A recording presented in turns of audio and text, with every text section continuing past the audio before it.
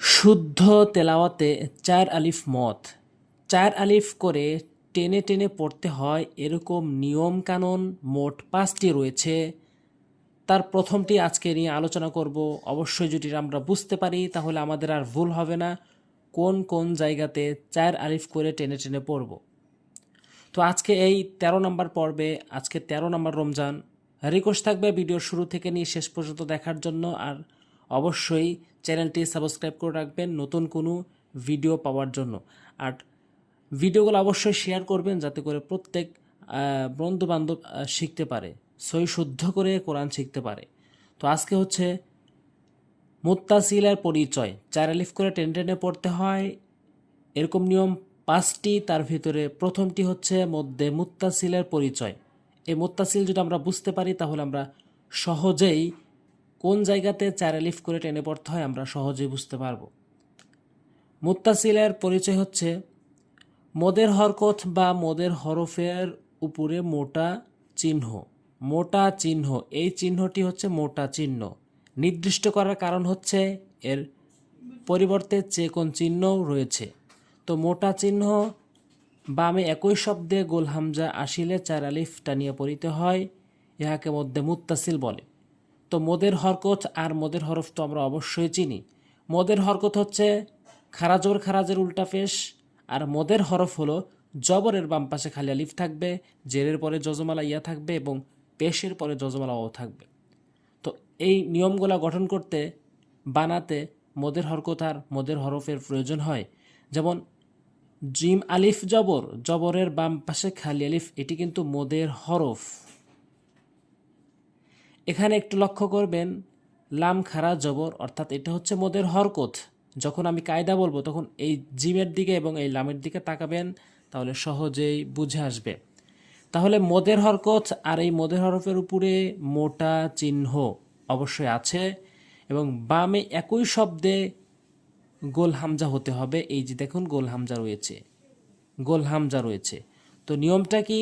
মদের হরকত আর মদের হরফের উপরে মোটা চিহ্ন, বামে গোল হামজা হইলে আমরা চার আলিফ টেনে পড়ব। কাকে চার আলিফ টেনে পড়ব? ওই মদের হরফ এবং মদের হরকতকে।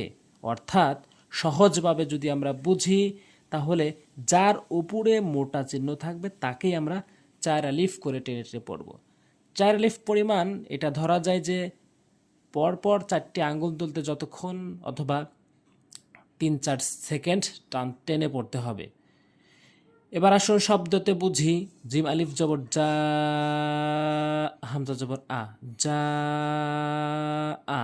এই যে যা লম্বা করে টান দিয়েছি, এটা উপরে মোটা চিহ্ন এবং বামে গোল হামজা হওয়ার কারণে এটি হচ্ছে মুত্তাসিলের পরিচয়।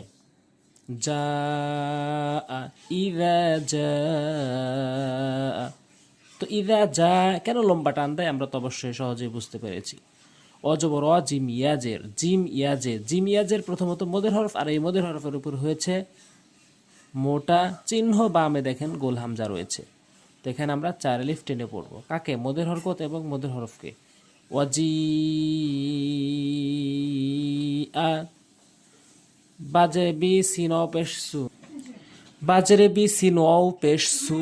এই সু চার আলিফ টেনে পড়বো কেন? উপরে মোটা চিহ্ন, বামে গোল হামজা, সহজ। আর সহজভাবে বুঝতে গেলে যার উপরেই মোটা চিহ্ন থাকবে তাকে আমরা চার আলিফ করে টেনে পড়বো।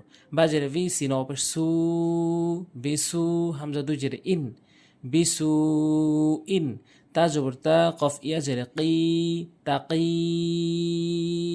হামজা জবর আ, তাকি আ। আমি এই কথাটি প্রত্যেকটি ভিডিওই বলে থাকি। প্রথমত আমাদের জন্য কোরআন পড়ার জন্য শর্ত হচ্ছে প্রতিটি হরফের উচ্চারণ সই শুদ্ধ করে শেখা, এরপরই হচ্ছে নিয়ম কারণগুলো প্রয়োগ করে তেলাওয়াত করা। ইয়া পেশি ইউ র আলিফ জবর র, ইয়া পেশি ইউ র আলিফ জবর র, হামজা অপেশি উন জবর না, উ না, ইউ র উন।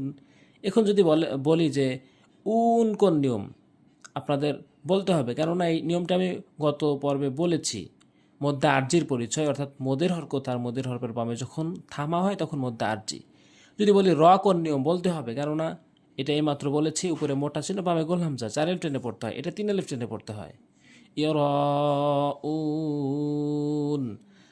হামজা পেশ উ লাম লাম খারা জবর লা, এটা কিন্তু মোদের হরকতের উপর মোটা চিহ্ন হয়েছে, মোদের হরফের উপরেও হয়, যেমন এখানটি এসেছে।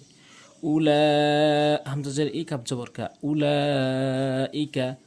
হা খারা জবর হা, হামজা পেশে উ লাম আলিফ জবর লা, হা উলা ই, হা উলা ই। হামজা লাম জবর আল, মিম জবর মা, লাম খারা জবর লা, আল মালা। হামজা জের ই কাপ জবর কা, তাফাস্তু, আল মালা ইকাতু। বাজের ভি গয়না লিপ জবর গ, বি গ। হামজা জের ই বা ইয়া জেরে বি, নুন জবর না, বি না, অক্ফ করলে বিন, বিগাইবিন। ইয়া জবর ইয়া, তা জবর তা, ইয়াতা, সিন আলিফ জবর সা, ইয়াতা সা। হামজা জবর আ, লাম পেশে লু, নুন জবর না, ইয়াতা সা আলুন। ওয়া জবর ওয়া, মিম আলিফ জবর মা, ওয়ামা, ওয়ামা, তা জবর তা, শিন আলিফ জবর সা, ওয়ামা তাশা, ওয়ামা তাশা। মিমটা এখানে কোন নিয়ম যদি একটু ধরি আপনাদের, মিমটি কোন নিয়ম? মিমটি হচ্ছে মদের হরফ, কেননা জবরের পরে খালি লিপ এসেছে, এখানে এক লিপ টেনতে হবে। তা তা কোন নিয়ম? তা হচ্ছে হরকত, এক জবর এক জের এক পেশ হরকত বলে। শিন কোন নিয়ম? বলে এইমাত্র পড়েছি, উপরে মোটা চিহ্ন বামে গোল হামজা, চার লিপ টেনে পড়তে হয়, মধ্যে মুত্তাসিল। ওয়ামা তাশাউন।